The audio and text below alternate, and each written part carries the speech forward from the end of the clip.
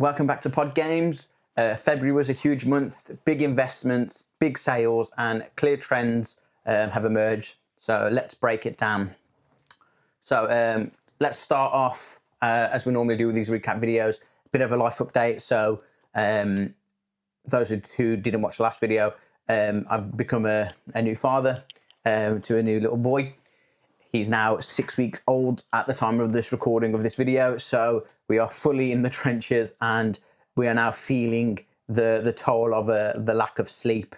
So he's going through a bit of a rough phase where he's a bit fussy right now. So hopefully this is just a rough patch, and fingers crossed that we make it through to the other side with relative ease and it doesn't take too long. Generally the 6 to 8 week period is when they become the most fussy. So yeah, the hope is that he kind of gets through that quite quick, and then we're back to a bit more regular routine for him. Monthly overview. So February began as a very unfocused month, due primarily to the fact that I was spending a lot of time at the start of the month between basically I was waking up, going to the hospital, coming home, so on and so forth, because my little one stayed in the hospital for about a week after he was born, due to having high jaundice levels, and yeah, so we couldn't really get discharged. So we were very unfocused from the cards side of things, which kind of picked itself up towards the back end of February when we managed to get back home and settled. We saw a launch of a new Magic the Gathering set, Lore and Eclipse. So there would have been a previous video to this, which we did a pack opening of some Lore and Eclipse stuff. So I think we opened up 5 boosters and a collector booster. Got middling results on that, but otherwise the cards that we managed to pull from those. So I tend to purchase every month, and I'll break down the finances in the next section, 2 30-pack play booster boxes and see what we can kind of pull from there and see if we can recoup our money. So yeah, if you want to go and watch the pack opening video, there'll be a banner and a link at the top for you to go and watch that video. But yeah, we opened up some pretty good stuff. But yeah, the main point of the video, what we're here is the finances. So kind of like let's deep dive into that and see how we did. So budget versus spending. We started February with a budget of £295.98, which was the rollover from January. We have bought in some new stock, and kind of looked at some system improvement, and our total expenses hit £449.30, which is put us over the our starting budget. So we're £153.32 in the negative to start the month. In terms of, this is a big overspend, but almost all of it was directly linked to inventory. So we bought a couple of binders from people. We bought the Lore and Eclipse stuff. We bought some sealed product, which is exactly what we want long term to get the long term value. So expenses breakdown. So on the screen you'll see 4 categories. So they were delivery charges. So that came in at £12.50. So how much it cost me to send items out. Packaging was £7.50. So we had to kind of top up some of our little organisers, and organisation costs. So I call this organisation, but this was the new platform that we implemented this month. Cost £261, which we opted into this new tool called Power Tools. So what Power Tools is, it's a online platform which helps manage your inventory, set up pricing strategies, and it kind of helps the whole more the cross-platform the cross-platform management. So it's really good for CardMarket specifically because I'm not going to lie, trying to upload card sets to CardMarket and bulk lots to them of all of your inventory is a nightmare. It doesn't pick up properly. It doesn't sync correctly. Don't have that problem on CardTrader. It's really easy to manage on CardTrader.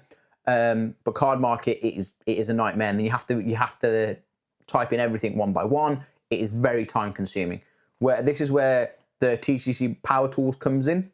TCG Power Tools, where it's got a direct link into CardMarket's API. So you upload everything to TCG Power Tools, and it uploads it all straight onto CardMarket directly. So I managed to overcome that first hurdle, which was very challenging in January, of inputting everything manually to get all of my sets on there.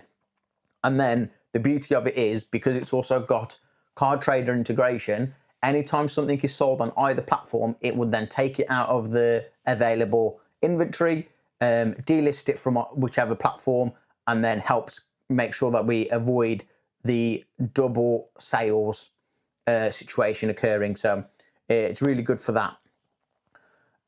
Inventory breakdown. So what did we buy? So here's what we picked up in February. So I bought two 30-pack Play Booster boxes for the new Teenage Mutant Ninja Turtle set, which is due to release on the 6th of March. So this is a big investment for this month, but this is a pre-order sales, so it will help us set us up for March, so the following month.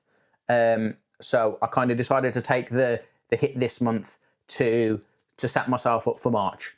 Then we bought a Secret Lair collection. This came with a binder, so we had a bunch of Secret Lair cards. I think that came out at £50.94. I bought a bunch of Commander decks, one for for personal use. So I managed to find one of the Ixalan Commander decks for really cheap, the Ahoy Pirates one. I'm going to use that to kind of improve one of my Commander decks, and the remaining cards within that I'm going to ship off. And then the other two Commander decks we bought were some Law in Eclipse Commander decks to sell. And then I bought another binder full of rare collections. So that was $34.74, how much that binder was. The Commander decks was £90.93 is what we spent. So a strong mix of sealed product and singles focus there.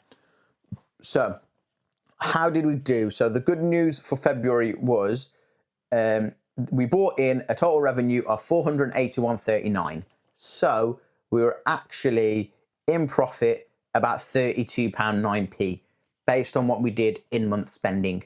So we managed to spend that extra over and then bring it all back in within the same month, which will set us up really, really brilliantly for March, because obviously we've already done our big spending for March. How have we done that? So what's our platform breakdown? So what we managed to sell, our top performing platform actually for this month was Vinted, surprisingly. It was £187 was sold on Vinted. CardTrader, we sold 151.10. eBay bought us in 81.65, and then CardMarket bought in 61.64. So Vinted is becoming a powerhouse for pod games. It's actually becoming the platform to sell on. What did we actually sell? So what did we sell? So singles will continue to be the dominant focus. So we sold 276 cards for £243.85. So that's how much we sold in terms of singles. Sealed products. So we did reasonably okay on sealed product.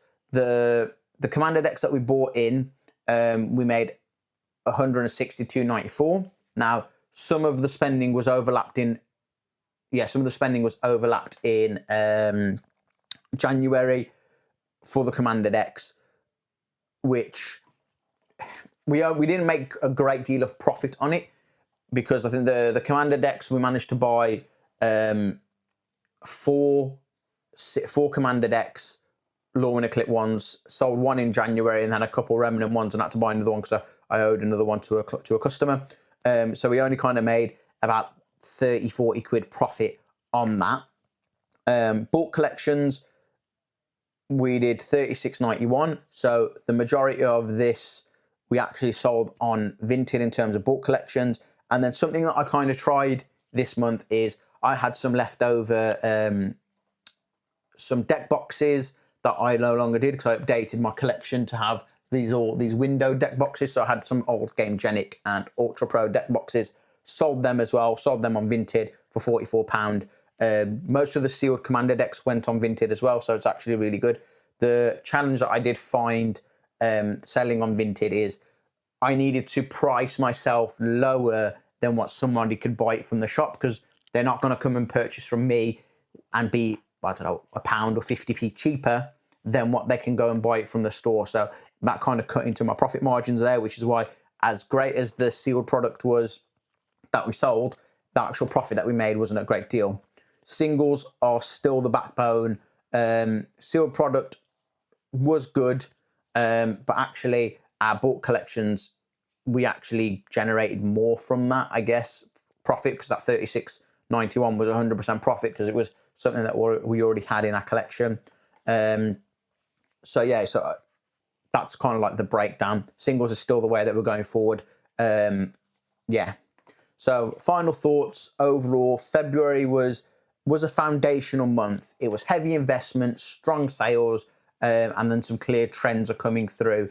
So from what I kind of gathered is, yes, Vinted was a strong platform for me. I don't know if that'll be sustainable because I sold a lot of the bulk products, and unless I buy more bulk in, it's going to be very hard to sustain that. Singles is still where it's at. That's where we still need to kind of focus. In terms of the challenges, so challenges that we face. So first one was the TCG Power Tools platform. This was a new platform that we tried. So I got a 7-day trial for the start of February, and then kept it for the whole of Feb. Post that, as great as the platform is for managing inventory, the challenge that I kind of ran into was I can't price things. I can't have different price strategies on. I can't have different price strategies on CardTrader and in CardMarket. You have to price everything the same, which in theory sounds good, but actually they're two different platforms. And I tried to price. I initially started pricing everything based on CardTrader. So I made sure that I was the top of the CardTrader 0 list. That was number one. That, first of all, didn't work 100% because sometimes it would put me at number 1, sometimes it would put me at number 4. I think the reason why that was the case is due to conversions, because TCG Power Tools are based in Europe. It would price everything in euros, then convert it to British pounds, and then the conversion spit out wouldn't always directly put me where I needed it to be. Now, this made it very difficult for me to sell on both platforms because CardTrader, actually the pricing on that is slightly higher than what CardMarket is, which means I was making no sales on CardMarket and making a few sales on CardTrader. I then flipped the logic on my head and thought, okay, let me try and price everything based on CardMarket. That worked, and I got an influx of volume back through.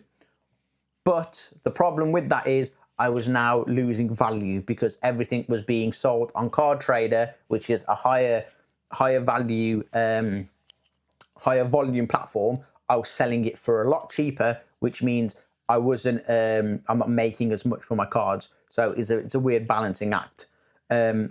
So what I've decided going into March, I've requested to unlink my CardTrader platform. So I'm still going to use TCG Power Tools to manage my CardMarket inventory, and then go and manually update each platform, because we tend to make more sales on CardTrader than we do on CardMarket. So it's actually easier to make sure that everything is up to date on CardMarket when I've sold something on CardTrader. So I've decided to delink it because it's more important that I have 100% flexibility and autonomy with the pricing and with my pricing strategies. So now the strategies that I've got is I'm using CardTrader's built-in auto pricing strategy, which puts me at the top of the CardTrader list, CardTrader 0 list, and then I'm using the TCG Power Tools pricing strategy to make sure that I'm competitive on CardMarket as well.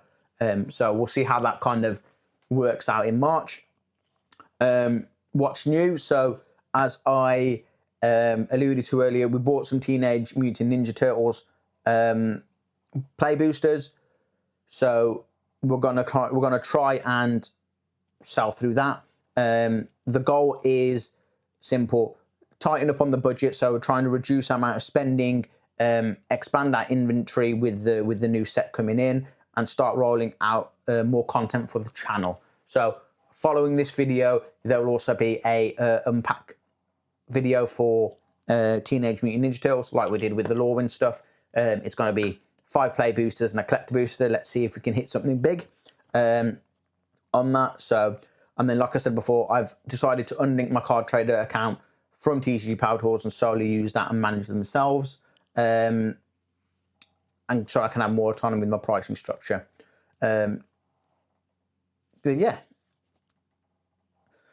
that's pretty much a wrap with the video. Thank you for sticking with me. Your feedback is really important to me, so I'm making this channel and this business kind of flourish and make it a success. So if you can comment, like, and subscribe, it'd be greatly appreciated.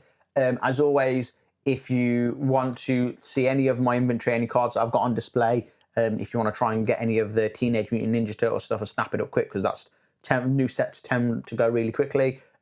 Links are in the description for all my platforms, so Vinted, eBay, CardMarket, and CardTrader. There is also an affiliate link to CardTrader, so if you want to kind of jump onto CardTrader as well and start sign up and start selling yourselves, please do that. Click on the link and then use the code PODGAMES26 for that. But yeah, thanks for being part of the journey and joining the pod, and stay tuned for the next one. See ya.